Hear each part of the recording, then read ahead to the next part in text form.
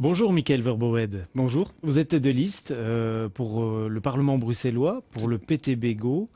Jeune, 28 ans pour être tête de liste, avec une forte chance d'être élu vous aussi, si on en croit les sondages.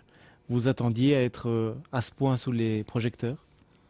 C'est un choix que j'ai fait de m'engager au PTB. Ça fait très peu de temps que vous y êtes au PTB. Tout à fait, tout à fait. Mais en fait, mon parcours, c'est vraiment de me dire que on parle de nous comme la première génération qui vivra moins bien que celle de ses parents.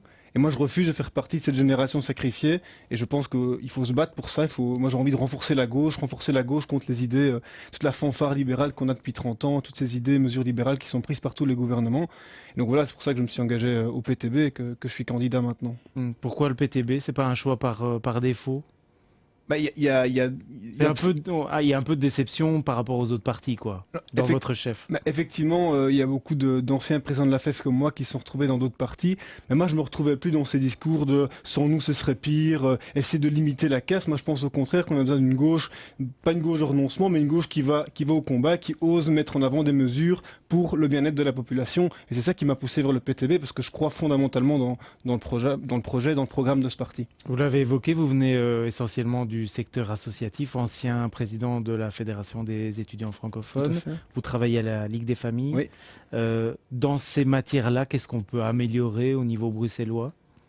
Je remarque que globalement, tout le secteur du non-marchand dont fait partie mon employeur, la Ligue des familles, c'est le parent pauvre des politiques. Et donc, les enseignants, les infirmiers, tous les soins de santé, etc., etc. C'est vraiment le parent pauvre des politiques. Il y a une manifestation il y a quelques semaines qui demandait vraiment de mettre comme priorité politique de donner de l'emploi, de créer de l'emploi dans ces secteurs-là, parce que c'est des besoins criants pour la population, donc les soins de santé, l'enseignement, les crèches, etc.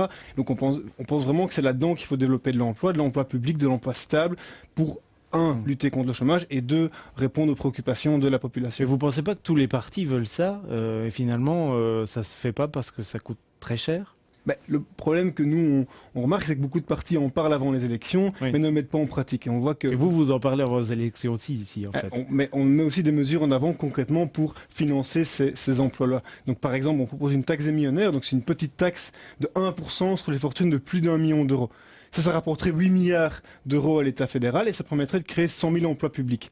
Et donc c'est vraiment une mesure simple qui en fait touche 2% de la population mais qui va bénéficier à l'ensemble de la population. Ça c'est une mesure phare de notre programme. C'est une mesure simple mais les spécialistes disent aussi que les plus riches ils sont souvent plus aptes à contourner les taxes, à mettre leur argent de côté. Donc est-ce qu'elle est réellement applicable, cette mesure? Est-ce qu'elle va rapporter surtout 8 milliards d'euros? C'est beaucoup. Donc il y a plusieurs analystes qui ont montré que les 8 milliards d'euros, c'était quelque chose de crédible avec notre proposition, donc de 1% sur les fortunes de plus d'1 million d'euros. Même dans le monde des paradis fiscaux? Alors, même dans ce monde-là, puisque il y a des économistes comme Piketty, qui est un grand économiste français, qui a vraiment confirmé ce modèle-là.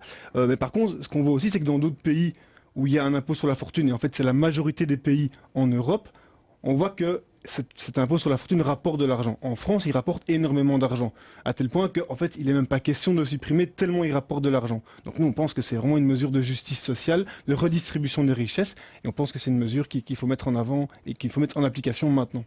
On a dit que vous avez des chances de figurer dans le prochain hémicycle du Parlement bruxellois, tout seul ou à quelques-uns. Qu'est-ce que vous allez changer finalement? On n'a pas de pouvoir d'influence quand on est un aussi petit groupe.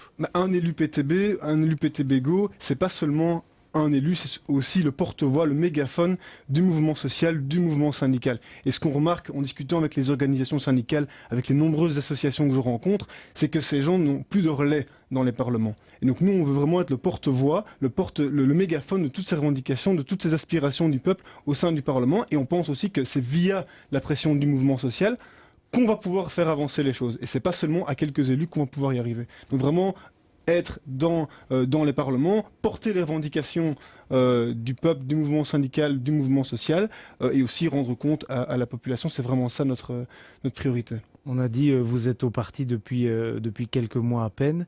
Le fait qu'il y ait ces dernières semaines plusieurs défections qui dénoncent le sectarisme parfois ou l'autoritarisme de la direction, ça vous ennuie ça? Moi, c'est pas du tout ce que je constate au Ça jour donne le une jour. mauvaise image du parti. Bah, écoutez, c'est comme ça dans tous les partis. On constate au contraire qu'il y a de plus en plus de gens qui nous rejoignent. On a vient de dépasser le cap des 8000 membres, donc je pense qu'on peut plus vraiment considérer le PTB comme un petit parti. C'est un parti qui grandit énormément.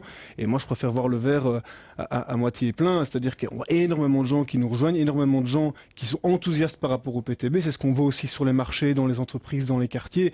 Et c'est ça qui nous pousse à aller vers Vous l'avant. assumez un certain côté dirigiste du parti alors. Il n'y a pas spécialement de côté dirigiste. On pense vraiment que les décisions sont prises de manière collective. Et moi, c'est ce que je vois au jour le jour. Et tous les PTB, tous les militants du PTB peuvent en témoigner.